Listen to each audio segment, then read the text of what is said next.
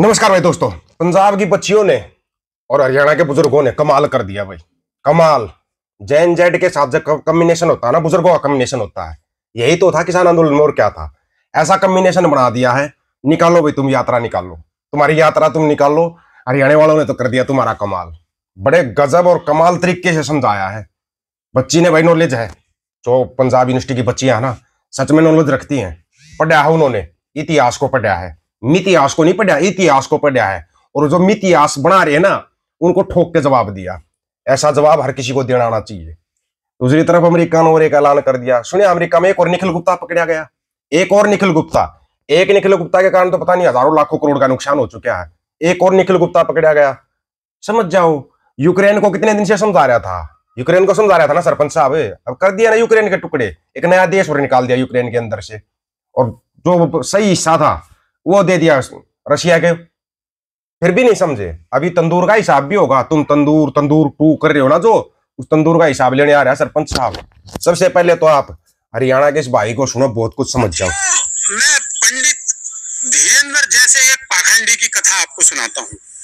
सिख संप्रदाय के 10वें जो गुरु थे, गुरु गोविंद सिंह जी, जब वो अपनी सेना के गठन में लगे हुए थे और सेना को मजबूत कर रहे थे राष्ट्र निर्माण के लिए, 1702 के आसपास की ये बात है, ज्यादा दिन पुरानी नहीं है।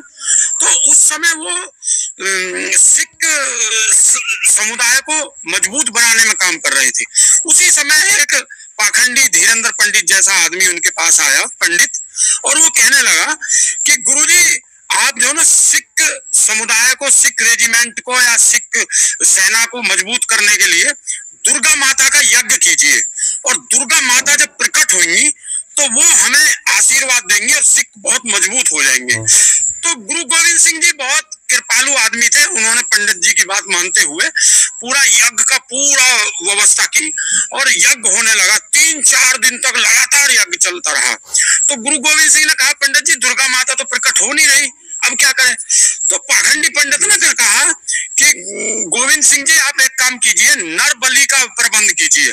मनुष्य की बलि जब चढ़ेगी तो दुर्गा माता जो है प्रकट होगी, प्रसन्न होगी, और जो नर बलि देने वाला नर होगा, जो व्यक्ति होगा, वो सीधा स्वर्ग जाएगा। अब इस बात को सुनकर गुरु गोविंद सिंह पाखंड और अंधविश्वास को बहुत खिलाफ थे, लेकिन धर्म में उनकी गहरी आस्था थी। तो उन्होंने समझ लिया कि ये पाखंडी जो है केवल झूठी काल्पनिक बातें कर रहा है। तो उन्होंने कहा कि पंडित जी, एक काम कीजिए कि तुम्हारी जो नर बलि दी जाएगी उससे ज्यादा बेहतर इस दुनिया में आदमी नहीं मिलेगा।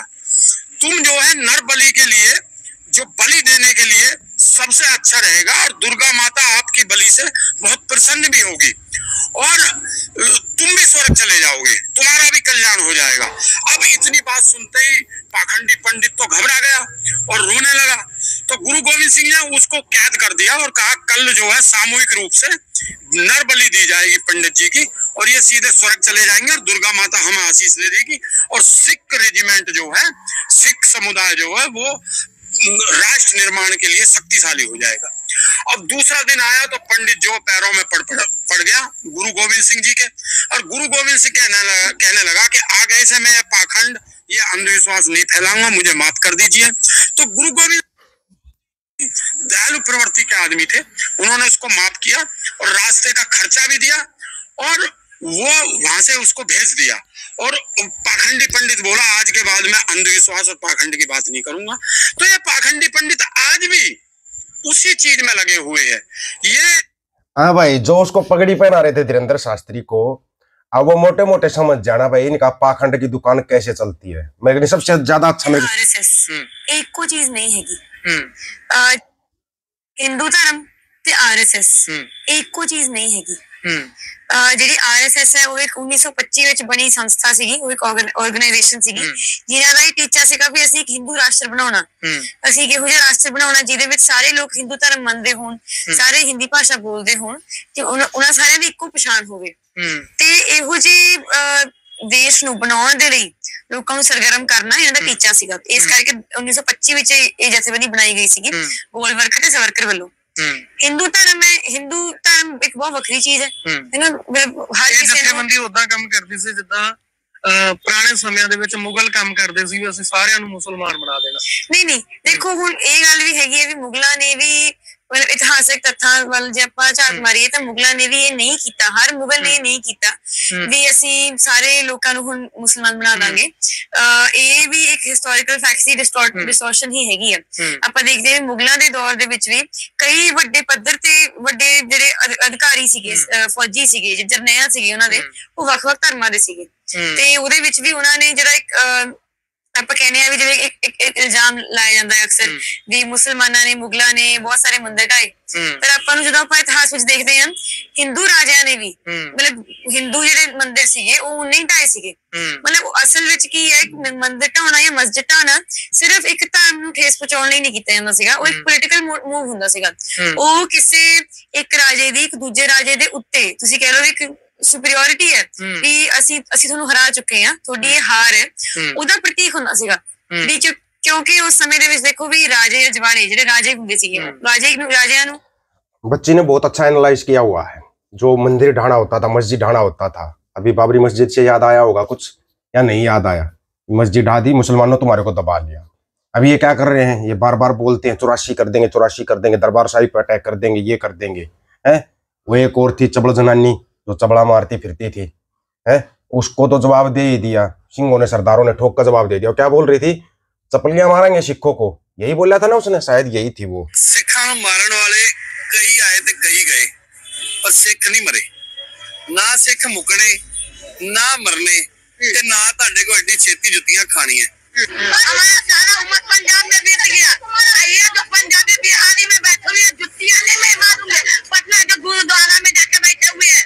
हम लोग क्या कहते पंजाबी को आप सबको गलत नहीं बोल सकते, जो गलत है आप वो हमें क्यों गलत बोलेगा? तो पुलिस वाले के सामने मुझे गाने बोला, आप उनको बुलाना। आप गुरुओं बारे गल, गुरुद्वारियां बारे गल, कोई एवें खेड पंजाबियां नु पटना साहब जाके जुत्तियां मारांगे, इस गल दा खमियाजा भुगतना ही पैना। ये गल अंदरों ऐदा नहीं निकलदी। तुसीं मैनूं दसो किन्ने बंदे ने अज तक ये गल कही है? ऐडा वड्डा संसार है, किन्ने बंदे ऐदा बोलदे हैं कि जदों एक प्रवासी बंदा खड़ा होके गुरु घर बारे गलत बोलता है, मैनूं दसो कल दे किन्ने प्रवासियां ने इस गल नूं चक्किया जी कि नहीं इन्हें गलत बोलिया, कि इसको नहीं बोलना चाहिए था। लोग भोले बन जाते अपनी वजह, लोग इतना सोचते हैं कि बोल लिया इत्थे किहड़ा कुछ होना, पर मैं तुहाडे माध्यम दसदा इत्थे कार्रवाई भी होनी, इत्थे पर्चा भी होना, ते जे मत सोचन प्रशासन भी इस गल नूं कोई गलत रंगत दे के अग्रैशन रिएक्शन कुछ कह के चेंज हो जाएगा, ऐदा नहीं होना। सिक्कों से ही भैंस लगाना, सिक्कों से ही खाना, कब तक चलेगा ये? ठीक है, इतना। हाँ, इस बारे में आप लोग को क्या राय है, आप अपनी राय रखना, आपकी राय का इंतजार रहेगा। आपकी राय बहुत महत्वपूर्ण है क्योंकि आपकी राय से ही सब कुछ चलेगा, सबको पता है। आप अपनी राय रखना, ये जो जुतियां मारने की बात कर रहे हैं, आपकी राय का इंतजार रहेगा। सभी साथियों को राम राम, नमस्कार, आदाब, सत श्री अकाल। वीडियो को ज्यादा से ज्यादा शेयर, चैनल को सब्सक्राइब, बेल आइकन को दबाना दोस्तों। ऑफिशियल दीपक और यूट्यूब चैनल बात और सच की करेंगे, हक सच की बात हम करेंगे। वीडियो को शेयर करने की जिम्मेवारी आप लोगों की है। रज के आपको वाहिगुरु जी का खालसा, वाहिगुरु जी की फतेह।